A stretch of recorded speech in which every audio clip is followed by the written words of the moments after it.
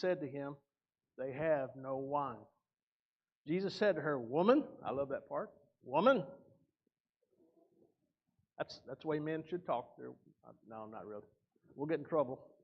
What does your concern have to do with me? My hour has not yet come. So there's something going on between him and his mother, and and she knows. I don't know what she knows exactly, but she knows some stuff, and she's privy to some more information. Of course, she's the mother of Jesus. Now, verse 5, I've highlighted it. It's probably the most important scripture in all the Bible, and it says, "His mother said to the servants, 'Whatever he says to you, do it.'" So I wrote that down somewhere in my Bible. You ought to highlight that. If you just do what Jesus says, you're going to be grand. Now there were 6 water pots of stone according to the manner of purification of the Jews, and there was 20 or 30 gallons apiece. And Jesus said to them, "Fill the water pots with water," and they filled them up to the brim. And he said, "Draw some out now and take it to the master of the feast." And they took it.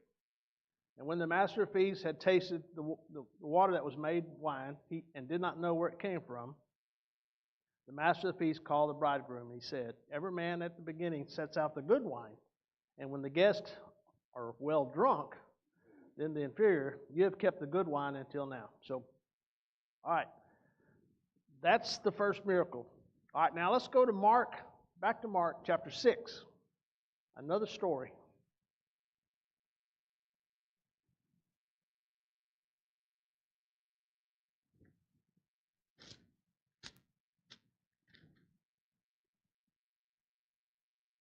And I love this story. Now, to me, it kind of sets home now. We're talking about the hardening of the hearts of the disciples. And why did Jesus talk in parables? And we know he talked in parables because those that have ears will hear, and those that do have ears won't, because they're not seeking Jesus. So all this sowing a seed is really about this person's heart and if they're looking. So let's start with 32. Now, this is where Jesus is going to feed the 5,000. We all know this story, but there's an interesting piece in here that I like. So we'll start in Mark 6:32. "So they departed to a deserted place in the boat by themselves." Now here, they're around the Sea of Galilee, and they're trying to get away from the multitudes of people. You can just imagine all the healings and people they're just lining up with sick people, and Jesus is healing them, and it's been a long day and no one's eaten anything. And so they get in the boat and they go. 33. "But the multitude saw them departed, and many knew him and ran there on foot from all the cities. They arrived before them and came together to him." So interesting, about where they were, it was about 4 miles by boat. Jesus and his disciples. But because there was a shortage of boats, these other people, the crowds, they went on foot. And it was about 8 miles. So they hooked them around. They had a good idea where Jesus was going, and they beat Jesus there. Most of them did, especially the younger ones. Verse 34. "And Jesus, when he came out, saw a great multitude and was moved with compassion for them, because they were like sheep not having a shepherd." So here, Jesus knows these people. Now, yes, there's people that just want to see miracles. There's probably some people that just want to be healed. But I think the majority here, because what Jesus said is that he had compassion for them because they were seekers. These are the ones that's going to hear the parables and understand it, and not be like the Pharisees. Again, the condition of the heart. "So he began to teach them many things. When the day was far spent, his disciples came to him and said, 'This is a deserted place, and already the hour is late. Send them away that they may go into the surrounding country and villages and buy themselves bread, for they have nothing to eat.' So the disciples are like, 'Hey, there's no Walmart around here. There's no Burger King, no fast food places. We're stuck like Chuck, and we need to let these people go because they're hungry.' And I love what Jesus said. But he answered and said to them, 'You give them something to eat.' Hey, big boy, you worried about them? What are you doing? Do you know who you're with?" Again, they're just not quite getting it yet. "And they said to him, 'Shall we go and buy 200 denarii worth of bread and give them something to eat?'" That's kind of a smart aleck response, I think. But I don't know if they had money or not, but probably not enough. But he said to them, "How many loaves do you have? Go and see." And when they found out, they said, 5 and 2 fish. Then he commanded them to make them all sit down in groups on the green grass. So they sat down in ranks in hundreds and in 50s. And when he had taken the 5 loaves and the 2 fish, he looked up to heaven, blessed and broke the loaves, and gave them to the disciples to set before them. Now, just stop here for a minute. So I've gotten in a really good habit about blessing my food, no matter where I'm at. And so I got to questioning myself this morning, why do I do that? We shouldn't do things unless we have a reason, or we know the reason.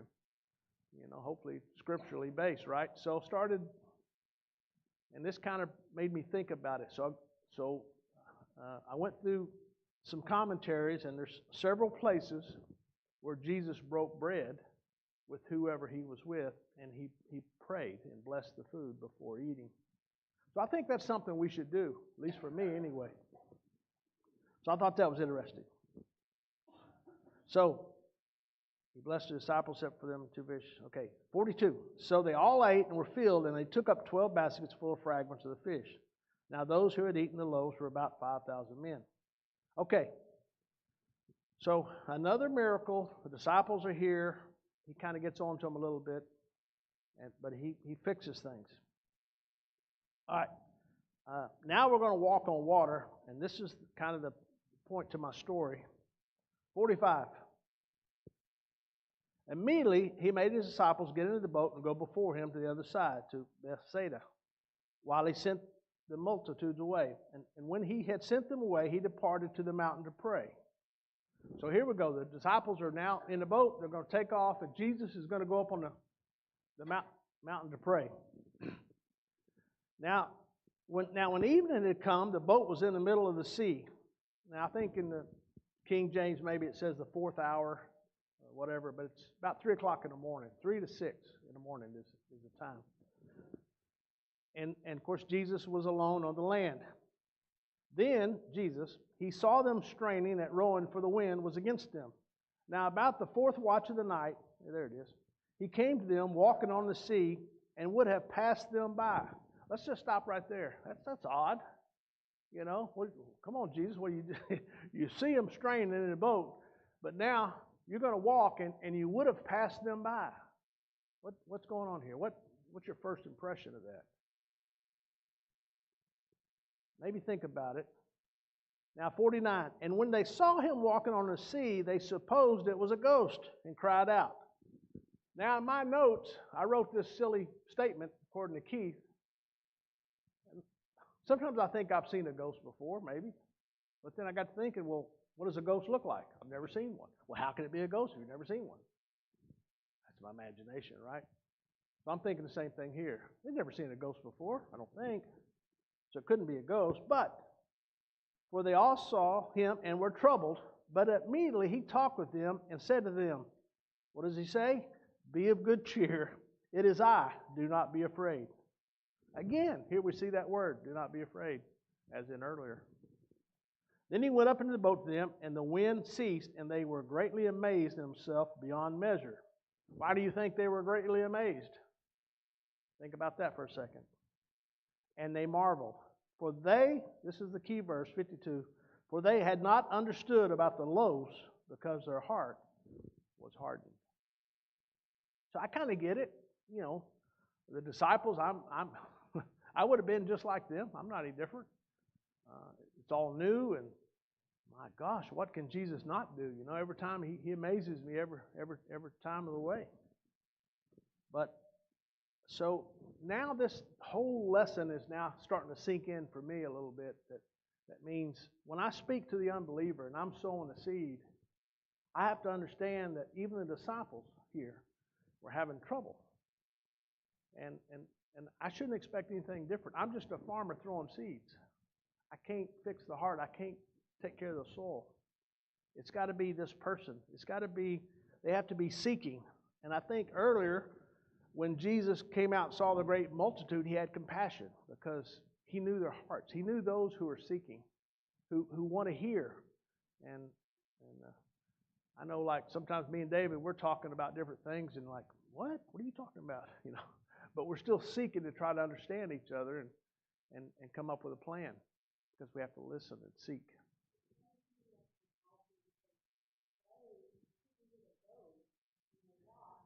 Yep, 8 miles. That's exactly right. That's right. So, good point. Opposite of the Pharisees who are trying to go and trap. You know, their heart is so hard, and oh man, it's like the Democrats and Republicans.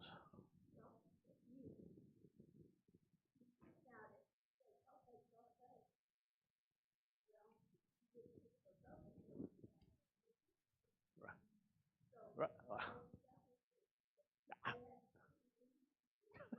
Yeah, I would be scared too. I get it, but it says that he intended to pass them by for a reason, because he was going to see what they were going to do.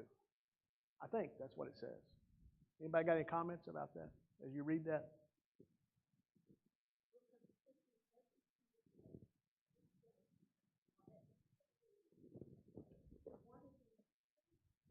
Amen. That's right. Yeah. Yeah. Yeah.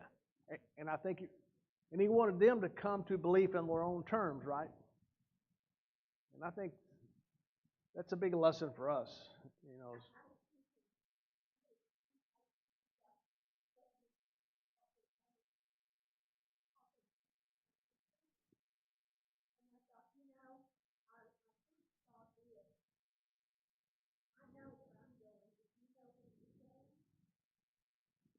right?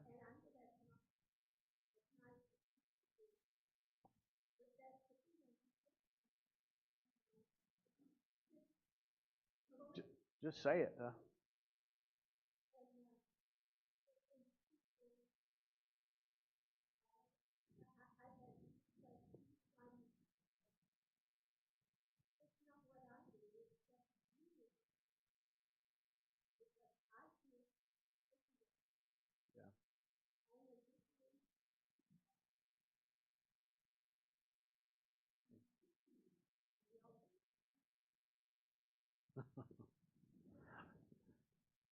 Any other comments about 49? And when they saw him walking on the sea, they supposed it was a ghost and cried out. I'm sorry, above that. He came to them walking on the sea and would have passed them by.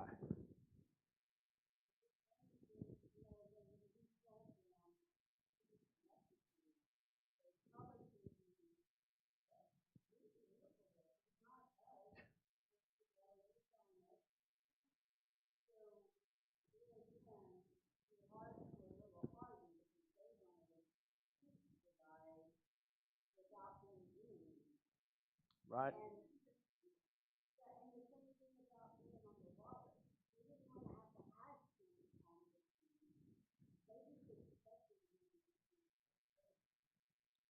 Yeah.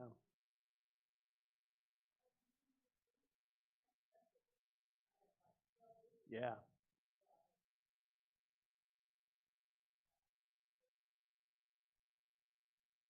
Yeah. When they're riding in the boat and he's asleep, I always thought, well, how could he be asleep? Well, I'm sure he had one eye open. He was watching them like, I'm going to see how long this is going to go. I don't know. I'm sure Jesus has a sense of humor. And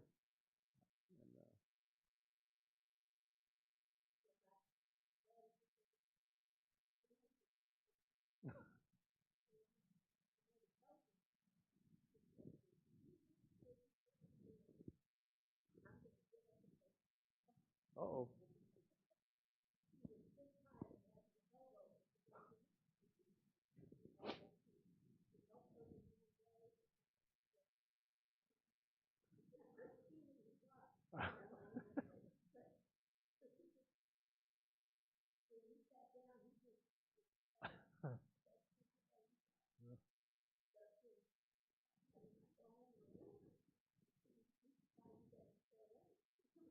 Well, that's also the woman that Papa said was vaccinated with the phonograph needle because she could talk. She talked, I think she talked a lot. Okay. So Jesus went on the boat. Let's go back to our original story. And where's that? That's Mark chapter 4, 35.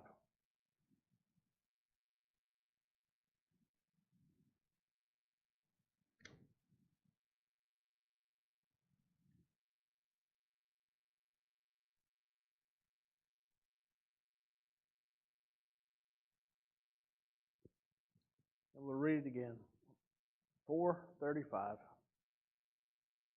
And on the same day, when the evening had come, he said to them, "Let's cross over to the other side." Now, when they had left the multitude, they took him along in the boat as he was, and other little boats were also with him. And a great windstorm arose, and the waves beat into the boat, so it was already filling. But he was in the stern, asleep on a pillow. And they awoke him and said to him, "Teacher, do you not care that we are perishing?" So that's a strange opening. When they woke him up, and that's the first thing they say. You see that kind of odd? Maybe not odd, but where their hearts are, or who they are. Then he arose, and of course he talked to the wind first. He said to the sea, "Peace, be still." And the wind ceased, and there was a great calm. But he said to them, "Why are you so fearful? How is it that you have no faith?" And they feared exceedingly and said to one another, "Who can this be? Even the wind and the sea obey him." But I think that 41 is intentional. It says, and they feared exceedingly. Now, we're not talking about the storm and the wind. We're talking about who he is and who they are. And they feared exceedingly and said to one another, "Who can this be, that even the wind and the sea obey him?" So, I want to go to Luke. I think it's Luke 24. Let's go to Luke 24:30. This will be the last one. Luke 24:30.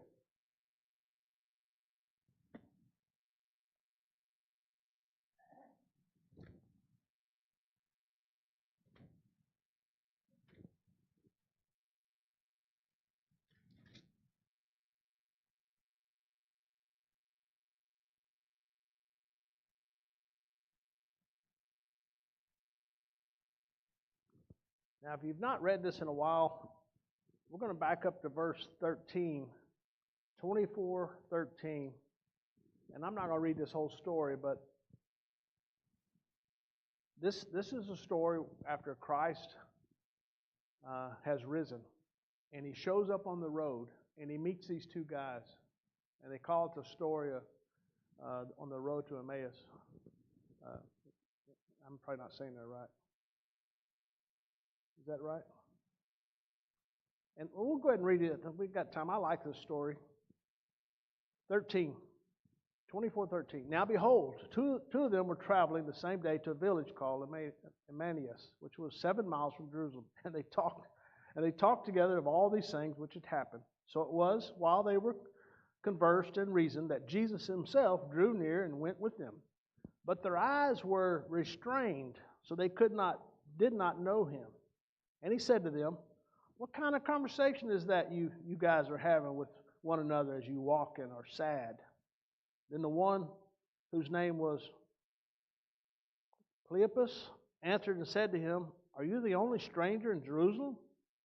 And have you not known the things which happened there in these days?" And he said to them, "What things?" So they said to him, "The things concerning Jesus of Nazareth, who was a prophet, mighty in deed and word before God and all the people, and how the chief priest and the rulers delivered him to be condemned to death and crucified him. But we were hoping that it was he who was going to redeem Israel. Indeed, besides all this, today is the 3rd day since these things happened. Yes, and certain women of our company who arrived at the tomb early astonished us. When they did not find the body, they came saying that they had also seen a vision of angels who said he was alive. And certain of those who were with us went to the tomb and found it just as the women had said. But they did not see. But him they did not see." Then he said to them, O foolish ones, and slow of heart to believe. So here we're seeing it again. In all that the prophets have spoken, ought not the Christ to have suffered these things and enter into his glory? And beginning at Moses and all the prophets, he expounded to them in all the scriptures the things concerning himself. Then they drew near to the village where they were going, and he indicated that he would have gone further. But they constrained him, saying, Abide with us, for it is towards evening, and the day is far spent. And he went in to stay with them. Verse 30. Now it came to pass, as he sat at the table with them, that he took bread, blessed it, and broke it, and gave it to them. And then their eyes were opened, and they knew him. So, just a couple of scriptures, several scriptures about blessing of the food, and we see throughout the Bible. But I like that story. Jesus is asking those two boys questions about what they know. So, we got one more week. We'll finish this out next week. Any comments or any questions? Something you want to add to the lesson?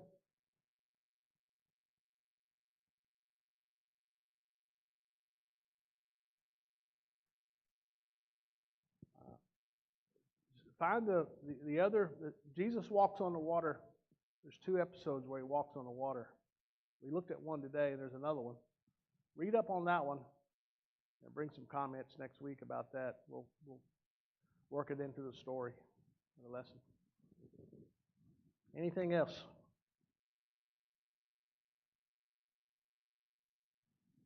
Okay. Brother Don, you want to dismiss us?